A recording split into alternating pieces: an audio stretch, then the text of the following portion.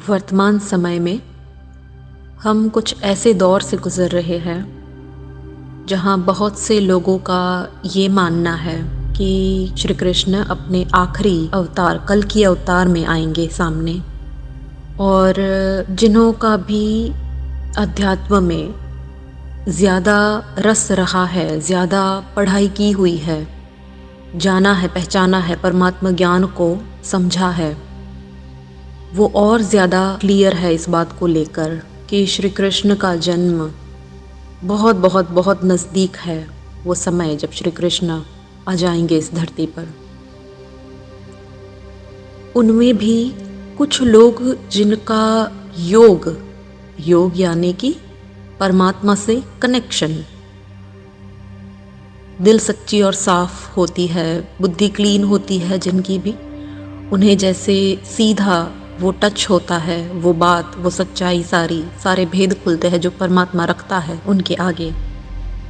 तो ऐसे लोगों को बहुत गहराई से एक बात टच होती है कि पता नहीं कैसे पर श्री कृष्ण ने जन्म ले लिया है, कहीं तो है वो, और शायद 2-3 साल से ये बात कर रहे हैं। तो इस बात को लेकर जो मेरा विचार चला, जो मंथन मेरे दिमाग में हुआ, जो चीज़ दिल ने समझी, स्वीकारी, वो मैं आपके साथ शेयर कर रही हूँ। ज़रूरी नहीं है कि आपको हर वो बात सही लगे, लेकिन कोशिश कीजिएगा कि एक ओपन माइंड के साथ पूरी बात को सुने आप किसी नतीजे पर पहुंचने से पहले, ताकि हम माया के राज्य में रह रहे हैं ना। इसका मतलब कि जो कुछ भी अभी तक हमने जाना है, हाई चांसेस है कि उसका असली अर्थ हमने अभी तक नहीं पहचाना, नहीं पकड़ा। तो समय समय अनुसार आगे की चीज़ें रिवील होती है ना। वर्ल्ड ड्रामा में जैसे जैसे सीन अनफोल्ड होते हैं, वैसे उस प्रकार से ज्ञान की भी गुह्यता समझ आती जाती है। तो अब वो समय है कि ये सारी पहेलियां हमारे आगे और क्लियर होके खुले। तो अब पहली पॉइंट जो मैं कहना चाहती हूँ वो ये है कि श्री कृष्ण का जन्म 12 बजे दिखाया। इसका एक मतलब तो सभी जानते हैं कि रात को दिखाया जन्म, मतलब कलयुग रात्रि की बात है। हाँ, जाहिर सी बात है, पर एक क्लैरिटी और ज़रा गौर से सोचना। 12 बज जाते हैं, उजाला नहीं हुआ होता है ना, उजाले को देर होती है। इसका मतलब कलयुग का थोड़ा समय बाकी रहना, उस समय पे श्री कृष्ण का आना होता है। इसका मतलब हम ये न सोच बैठे कि बहुत बड़े महापरिवर्तन से हम गुजर जाएंगे उस वक्त या उसके बाद श्री कृष्ण आएगा। नहीं, श्री कृष्ण का 12 बजे आना मतलब अंधेरा है, अंधेरा चालू है, कलयुग चालू है और वो आता है। दिखाते हैं कि कंस के राज्य में उसका जन्म हुआ। ये बात भी यही सिद्ध करती है कि माया का राज्य, दुख की दुनिया, कलयुग चालू है और श्री कृष्ण उसमें है। इसका मतलब ये नहीं कि श्री कृष्ण को भला क्यों कलयुग मिला, उसे तो सतयुग नसीब होना चाहिए ना। नहीं, श्री कृष्ण अपने आप में इतनी ऊंची आत्मा बन चुकी कि उस पर कलयुग का प्रभाव नहीं पड़ सकता था। उसे तो कलयुग में रहते हुए भी बाकी आत्माओं का उद्धार करना है। तभी दिखाते हैं कि श्री कृष्ण ने छोटेपन में ही न जाने कितने डेमन्स को, इविल्स को, मतलब राक्षसों को मारा।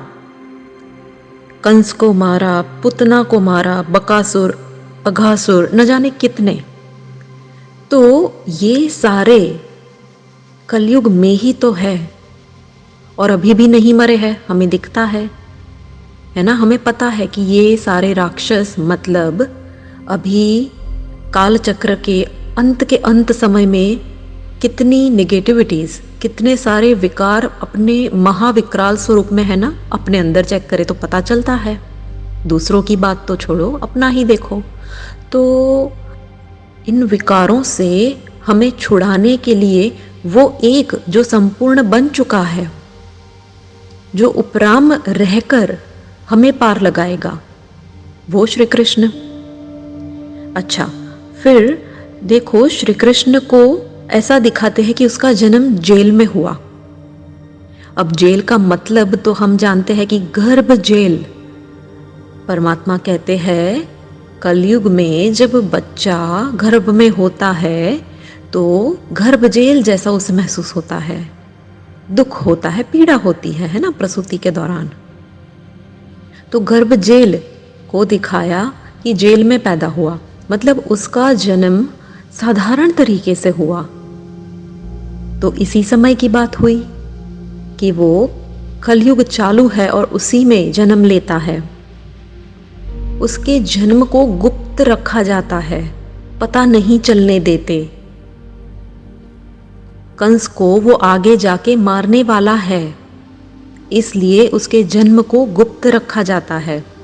इसका अर्थ कि वो आ गया, पर उसके आने की खबर बहुत कम लोगों तक है, बहुत कम। यहाँ तक कहते हैं कि श्री कृष्ण के दर्शन तो तभी हो सकते हैं जब आंखें सतोगुणी हो।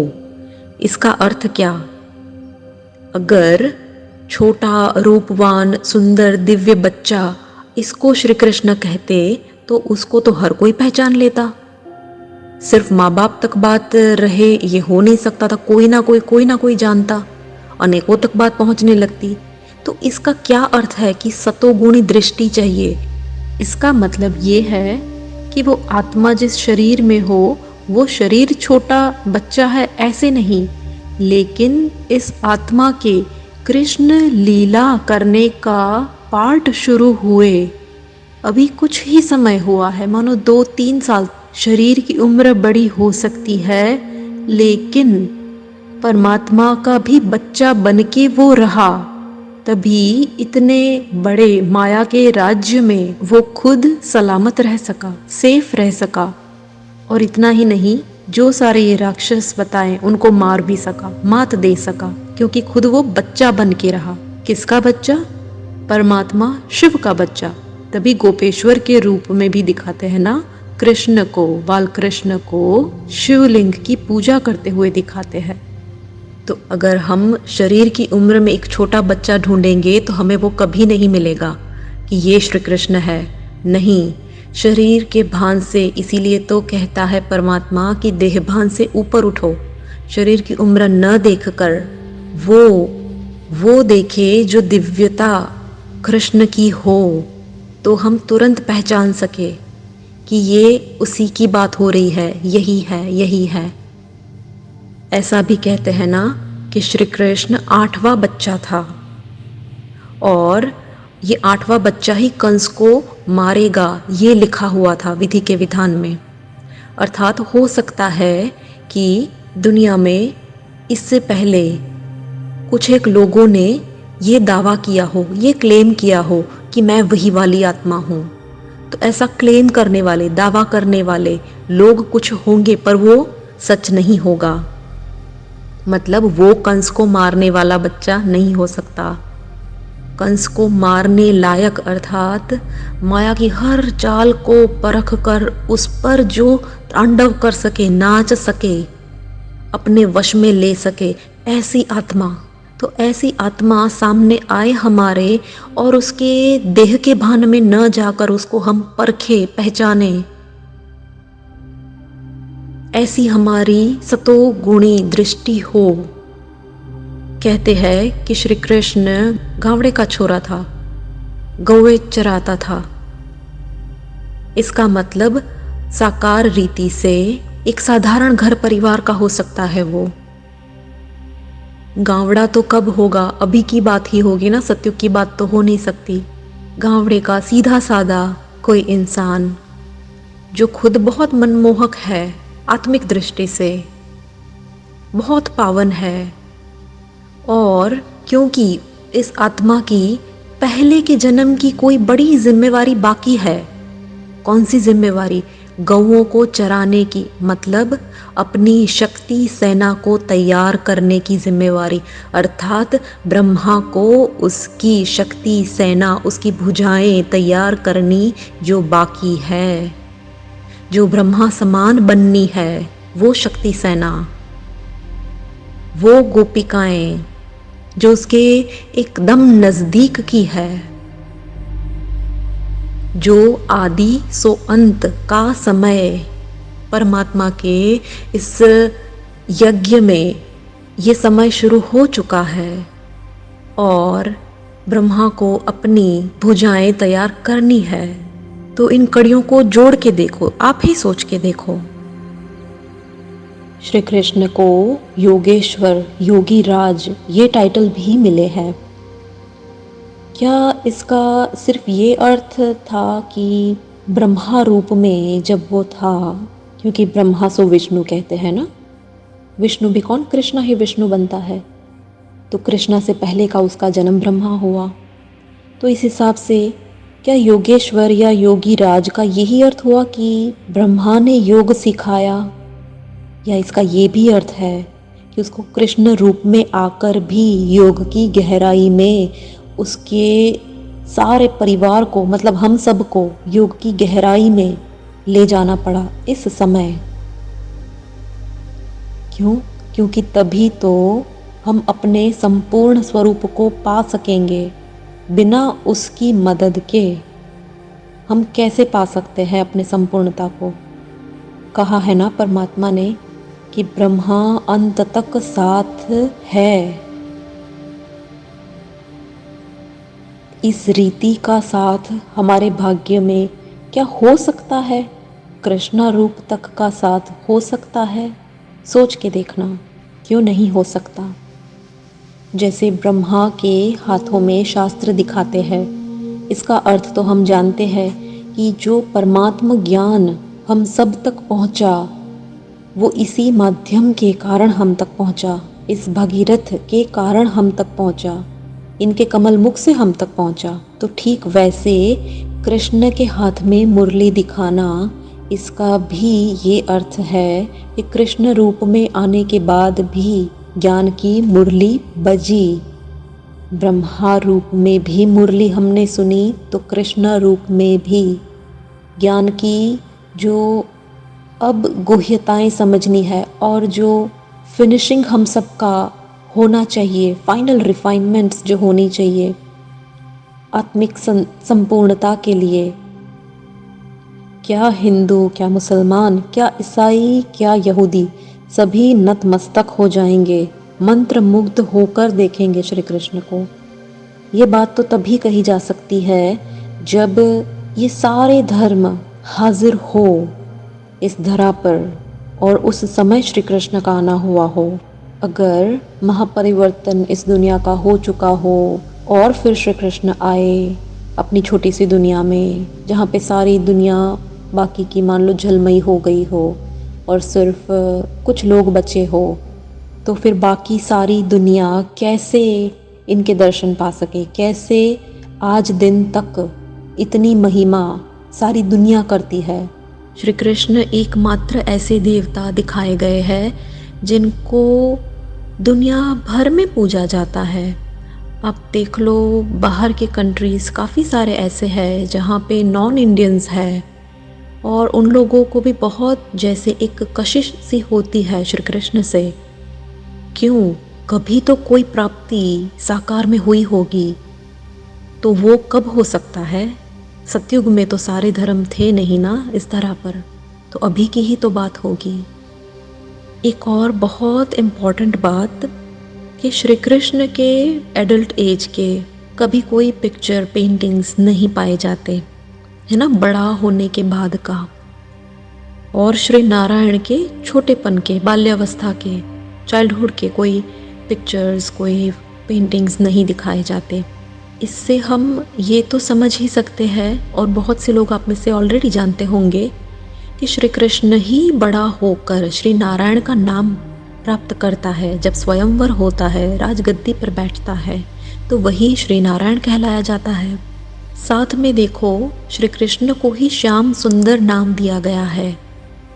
इसका मतलब कि एक ही जन्म में, एक ही शरीर, एक ही रथ में जब छोटी उम्र थी तब साधारण दिखाव, हम सबकी तरह, जैसे इस कलयुग में हर कोई आम इंसान जैसे दिखता है वैसा, असाधारण नहीं कुछ, वैसा श्याम।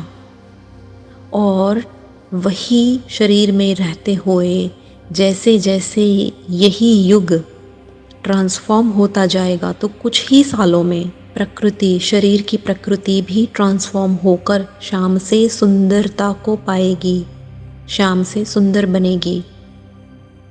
जिस तरीके से बाहर की 5 तत्वों की, हमारी धरा की जो ये प्रकृति है, कुछ समय में महापरिवर्तन का समय जो हम कहते हैं, तो अपने आप को कुछ ही महीनों में बदल देगी, सुंदरता को पालेगी कि हम मान भी नहीं सकेंगे कि इतना जल्दी ट्रांसफॉर्म हो गया। तो ठीक वैसे शरीर भी श्याम से सुंदर, इसी को तो चमत्कार कहते हैं, यही तो ईश्वर की लीला होती है।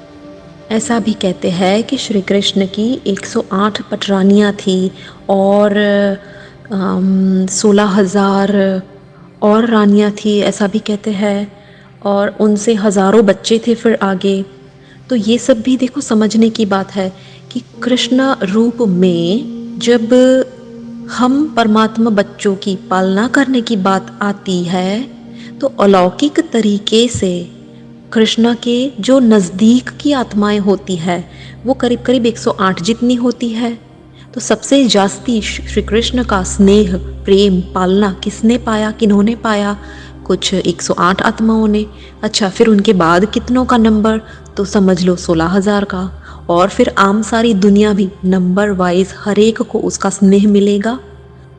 यहाँ जो प्रेम की बात हो रही है वो शुद्ध स्नेह की बात है, निष्कामी स्नेह की बात है। कोई लौकिक शादी या मैरिज से इतनी सारी आत्माएं कृष्ण से जुड़ी हो, ये बात नहीं है। ये अलौकिक रिश्ते की बात है, एक रूहानी आकर्षण वाली श्री कृष्ण आत्मा कि जिसको हर कोई पाना चाहे, हर कोई मेरा समझे। जैसे ब्रह्मा के लिए, उस जगत पिता के लिए सबका क्या कहना है कि वो मेरा है, ठीक वैसे यही अपनापन कृष्ण से लगे। और ये रूहानी आकर्षण या ये स्नेह भी असल में कहाँ से आता है? कौन निमित्त बनाएगा कृष्ण को ये स्नेह पहुंचाने के लिए? शिव ही तो। असल में ये प्रेम, ये स्नेह कौन हम तक पहुंचाना चाहता है? शिव, जो हम सबका असली साजन है, असली साथी है। तो कृष्ण सखा बनता है, हम सब सखियों का निमित्त बनता है शिव का प्रेम हम तक पहुंचाने के लिए। तो ये जो बात है कृष्ण से इतना इस हिसाब से जुड़ने की, वो इसी समय की हो सकती है ना। हमें परमात्मा स्नेह, परमात्मा पालना की जरूरत इस संगम युग में है, ना कि सतयुग में। बात दरअसल श्री कृष्ण की महिमा की भी नहीं है। हम जानते हैं कि सब कुछ करने और कराने वाला तो वो एक ही परमात्मा शिव है। लेकिन फिर अब जब ड्रामा में श्री कृष्ण का अपना रोल शुरू हो, उसके साथ में हमारा जो रोल रहे, तो वो भी तो समय पर पहचानना पड़ेगा ना। आपने क्या सोचा था कि अचानक से कहीं से कोई खुशखबरी आएगी कि एक दिव्य बच्चे का जन्म हुआ है, जो बिल्कुल वही पेंटिंग्स की तरह है जो श्री कृष्ण की हम लोगों ने कल्पना कर रखी थी, और उसमें बहुत कशिश है, बहुत दिव्यता है, सब लोग उसकी तरफ आकर्षित होते जा रहे हैं, और बच्चा बड़ा होता जाता है, हम रास खेलते हैं उसके साथ। क्या इतना आसान है? माया के राज्य में कृष्ण का जन्म लिखा है। क्या हमारी कोई परीक्षा नहीं होगी? हमारी अपनी सतोगुणी दृष्टि, इसी की तो परीक्षा है। सतयुग अपनी संपूर्ण कला में आए वहाँ तक का ट्रांसफॉर्मेशन का पीरियड है फिलहाल, जिसमें से हम गुजर रहे हैं। श्री कृष्ण के आने का, हम सबके बीच आने का समय है। तो परीक्षाएं तो सबसे ऊंची होनी है। ये सारी बातें, ये सारे राज ज़रूर परमात्मा ने अपनी वाणियों में कहीं ना कहीं किसी ना किसी तरह से गुह्य गुप्त रीति से समा रखे होंगे। लेकिन समय समय आने पर हमारी दृष्टि खुलती है, हम असली उसका कहने का भावार्थ समझ पाते हैं, और वो भी नंबरवार समझते हैं। जितना मेरा मैंपन कम हो और जितना मुझे अपने ज्ञान पर भी कोई अहंकार या अभिमान न हो, तभी मुझे दूध का दूध और पानी का पानी साफ दिख सके। तो इस मैसेज के द्वारा किसी को भी गुमराह करने का मकसद नहीं है। इनफैक्ट एक सही दिशा में चलना और ले जाने का एक छोटा सा प्रयास है। आप अपने बुद्धि और विवेक का यूज़ करके इस बात पर सोच विचार करिएगा।